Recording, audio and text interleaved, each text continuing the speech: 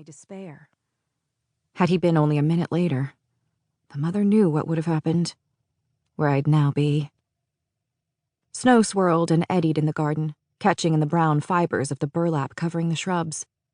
My mate, who had worked so hard and so selflessly, all without hope that I would ever be with him. We had both fought for that love, bled for it. Rhys had died for it. I still saw that moment in my sleeping and waking dreams. How his face had looked, how his chest had not risen, how the bond between us had shredded into ribbons. I still felt it, that hollowness in my chest where the bond had been, where he had been. Even now, with that bond again flowing between us like a river of star-flecked night, the echo of its vanishing lingered. Drew me from sleep, drew me from a conversation, a painting, a meal. Rhys knew exactly why there were nights when I would cling tighter to him, why there were moments in the bright, clear sunshine that I would grip his hand. He knew because I knew why his eyes sometimes turned distant, why he occasionally just blinked at all of us, as if not quite believing it, and rubbed his chest as if to ease an ache. Working had helped, both of us. Keeping busy, keeping focused. I sometimes dreaded the quiet, idle days when all those thoughts snared me at last, when there was nothing but me in my mind, and that memory of Rhys lying dead on the rocky ground, the king of Highburn snapping my father's neck, all those Illyrians blasted out of the sky and falling to earth as ashes. Perhaps one day, even the work wouldn't be a battlement to keep the memories out. Mercifully, plenty of work remained for the foreseeable future, rebuilding Valaris after the attacks from Highburn being only one of many monumental tasks. For other tasks required doing as well, both in Valaris and beyond it, in the Illyrian mountains, in the hewn city, in the vastness of the entire Night Court. And then there were the other courts of Prythian, and the new emerging world beyond. But for now, Solstice, the longest night of the year. I turned from the window to Nuala, who was still fussing over the edges of her pie. "It's a special holiday here as well, right?" I asked casually.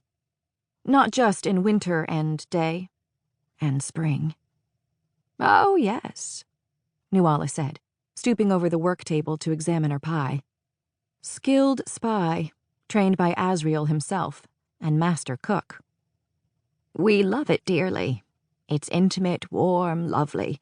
Presents and music and food, sometimes feasting under the starlight." The opposite of the enormous, wild, days-long party I'd been subjected to last year. But presents?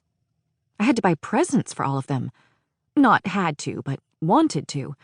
Because all of my friends, now my family, had fought and bled and nearly died as well. I shut out the image that tore through my mind. Nesta, leaning over a wounded Cassian, the two of them prepared to die together against the king of Highburn.